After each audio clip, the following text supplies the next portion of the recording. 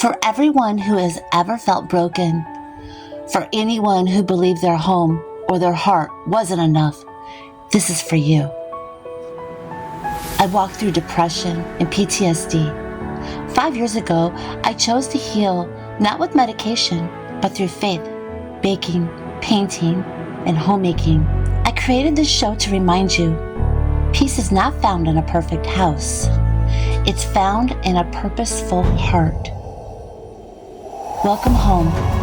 This is the Home with Jana show.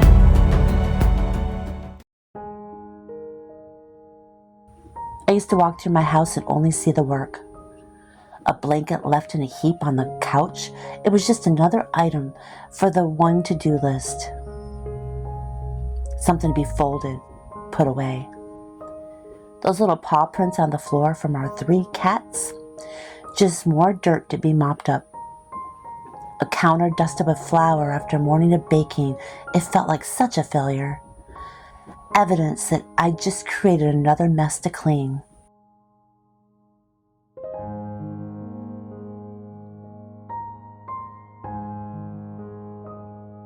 I want you to try something. Let the dust sit. Let the dishes wait in the sink. I want you to make a cup of tea. Make a cup of coffee. Sit in your favorite chair and just look around. Don't look with the critical eye of a housekeeper. Look with the soft eyes of someone who lives and loves here. See the life, not the mess. See the love, not the clutter. Your well-being is more important than a spotless shelf. Always the dust can wait. You, my dear friend, you cannot. You know those days and ones that start not with a groan, but with a spark. You open your eyes, and instead of that heavy blanket of mental list, you feel light, energized. The sun is shining in a way that feels like a personal invitation, and your first thought isn't, oh, I have so much to do, but instead, you think, okay, let's do this. Those are the doing days. And oh, what a wonderful feeling they are. I had one just last week. I woke up before the alarm, feeling like I'd actually slept. The first thing I saw, it wasn't the mental image of those tomatoes on the counter. It was the actual sunbeam lighting them up, making them look like little red jewels. And instead of feeling guilty, I thought, you know what? Today is the day. I didn't overthink it. I just began washing, chopping, preparing the jars. The kitchen was a mess within minutes, but it was such a happy mess. That's the magic of a doing day. It's like your body and your mind finally get on the same page and decide to run a marathon together. You find a rhythm.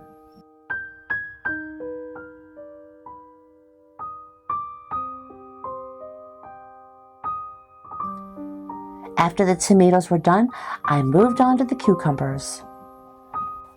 I turned them into a whole jar of bread and butter pickles, and when I was done, I looked at the floor, sticky with a bit of tomato juice, and instead of feeling tired, I grabbed the mop.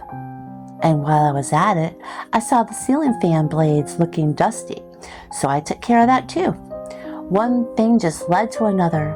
It wasn't a chore, it was a flow.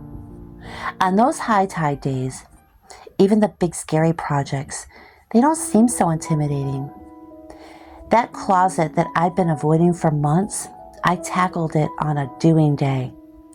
I pulled everything out, old coats, bags of who knows what, and I made 3 piles, keep, donate, and toss. It was really therapeutic. It was like I wasn't just cleaning a closet. I was making space. Physical space and mental space. And by the end of it, I was covered in dust and my back ached, but I stood there with a giant grin, looking at that neat, organized hall closet. You know the best part? The feeling doesn't just vanish when the sun goes down. You go to bed with a body that's tired in the very best way.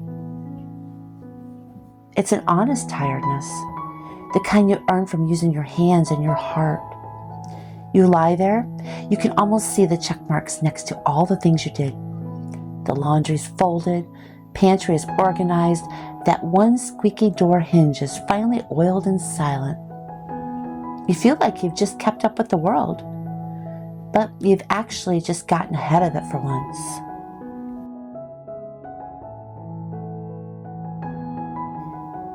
It's a deep, quiet pride. It's a feeling of being the captain of your own ship, and you've navigated a perfect day. It's important to celebrate these days. You really lean into them when they arrive, because we never know when they're going to show up again. They're a gift.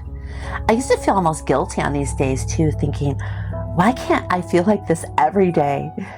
But now I know better. That's not how life works. Life has a rhythm, a natural back and forth. The high tide, oh, it's so great, but it can't exist without the low tide.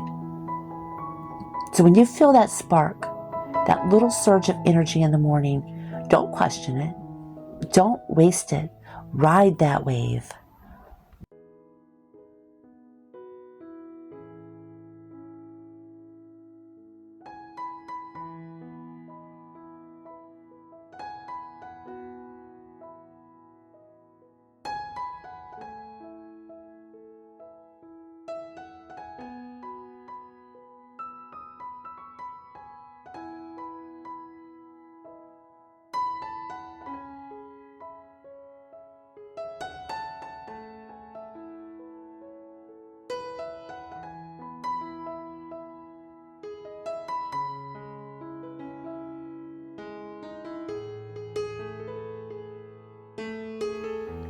Put on your favorite music, tie your hair up, let yourself fly through your list.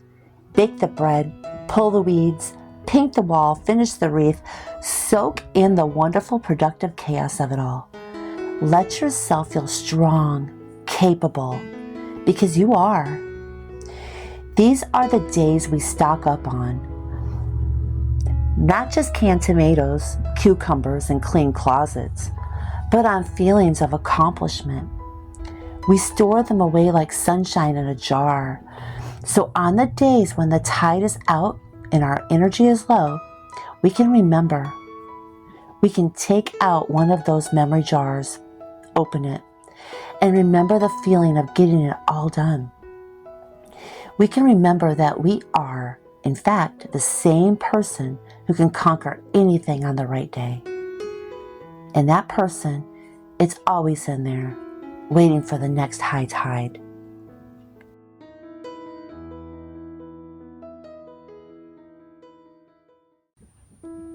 It took me a long, long time to see things differently. The shift didn't happen all at once. It started on a day I was feeling particularly worn thin. I'd been buzzing around cleaning furiously, and I just stopped, completely exhausted. And I looked at that crumpled blanket on the couch. Instead of seeing a mess, I saw my husband, Tim, curled up under it the night before, finally relaxed after a long day. That blanket wasn't mess. It was evidence of comfort, of rest, of a life being lived in this room.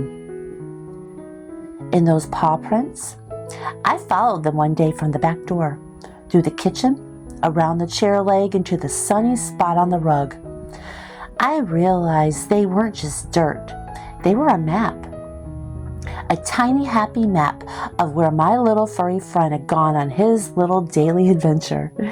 They were proof that this house was his home too, full of places to explore and sunbeams to nap in.